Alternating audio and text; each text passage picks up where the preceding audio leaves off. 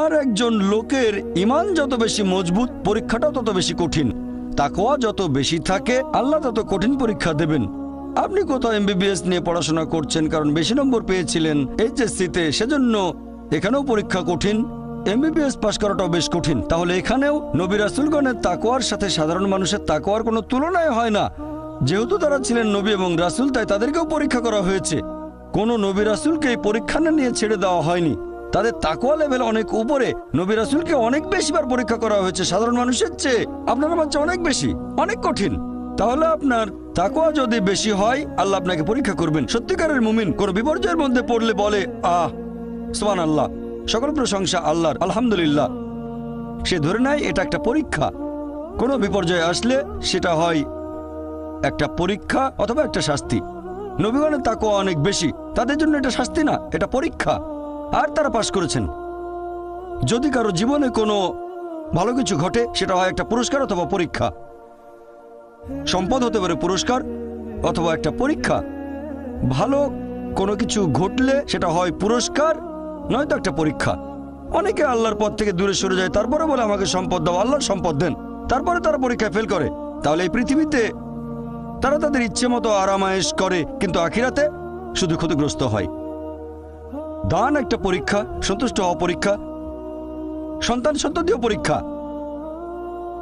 অনেক সময় আমরা মুসলিমরা আল্লাহ তাআলার কাছে অভিযোগ করি যে আল্লাহ, তোমার কাছে এত দোয়া করি তবু তুমি কবুল করো না কেন?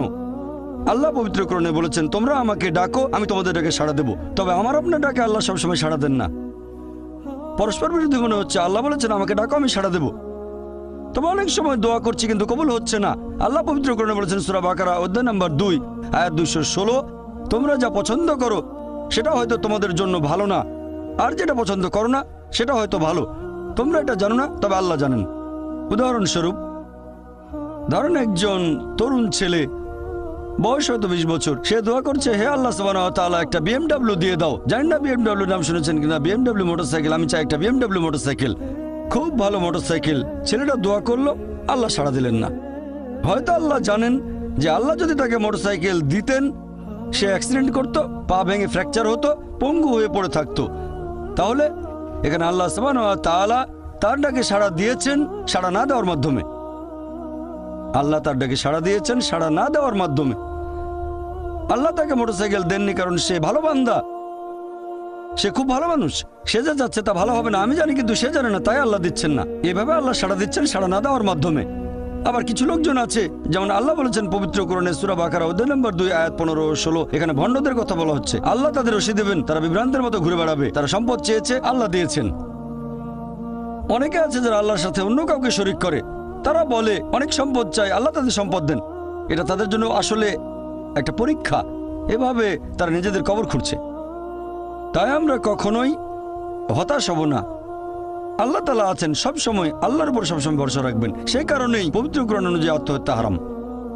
সূরা নিসা অধ্যায় 4, তোমরা নিজেকে হত্যা করো না, আত্মহত্যা করো না, নিশ্চয়ই আল্লাহ পরম দয়ালু, সাহায্য করবেন, তার উপর ভরসা করবেন।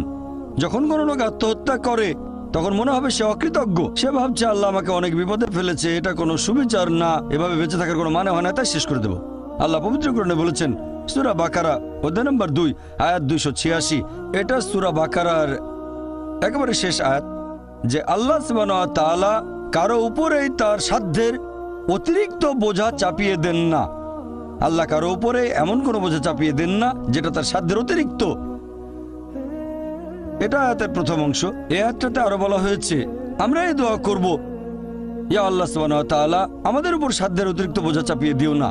আয়াতের প্রথম অংশে আল্লাহ কথা দিয়েছেন যে আমাদের উপর তিনি সাধ্যের অতিরিক্ত বোঝা চাপাবেন না। তাহলে আমরা কেন দোয়া করব যে হে আল্লাহ আমাদের সাধ্যের অতিরিক্ত বোঝা চাপিয়ে দিও না? এর কারণ হচ্ছে আমরা নিজেদের কবর খুঁড়ি, আমরা নিজেদের উপর সাধ্যের অতিরিক্ত বোঝা চাপিয়ে দিই, সমস্যা বাধা আমরাই বলছি অনেক সম্পদ দাও, আল্লাহ দিচ্ছেন। তাই আমরা আল্লাহর কাছে দোয়া করছি আল্লাহ যেন নিজেদের কারণে নিজেদের উপর সাধ্যের অতিরিক্ত বোঝা না চাপিয়ে দেন। আমরা সবসময় আল্লাহ তাআলার উপর ভরসা করব, একমাত্র তার ইবাদত করব। তিনি আমাদের স্রষ্টা, আমাদের অস্তিত্বের পেছনের উদ্দেশ্য হচ্ছে আল্লাহ সুবহানাহু ওয়া তাআলার ইবাদত করা, অন্য কারো নয়। পৃথিবীর জীবন পরকালের জন্য পরীক্ষা। আল্লাহর আদেশ মেনে চলেন আর সন্তুষ্ট থাকেন। যেরকম পরীক্ষায় সামনে পড়ুক, সত্যিকারের মুসলিম সবসময় বলবে আল্লাহকে ধন্যবাদ। সাধারণত আমরা অভিযোগ করি আমাদের এটা নেই, আমাদের ওটা নেই। জীবনের জন্য সবচেয়ে গুরুত্বপূর্ণ জিনিস কি? কেউ বলবে খাবার, কেউ বলবে পানি, সবচেয়ে গুরুত্বপূর্ণ বাতাস। কয়েক মিনিটের জন্য নিঃশ্বাস বন্ধ করেন, মারা যাবেন। আমাদের মধ্যে কেউ কি আল্লাহ সুবহানাহু ওয়া তাআলাকে জন্য ধন্যবাদ জানিয়েছেন যে বাতাস দিয়েছো সেজন্য অনেক ধন্যবাদ? আমাদের মধ্যে কতজন এটা করেছে? আমরা কি এটা বুঝতে পারছি? ফ্রি বাতাস তো ফ্রি পাচ্ছি আর কি। আমরা শ্রদ্ধা করবো আল্লাহ তাআলার নিদর্শনগুলোকে, শ্রদ্ধা করবো আল্লাহর নিয়ামতগুলোকে।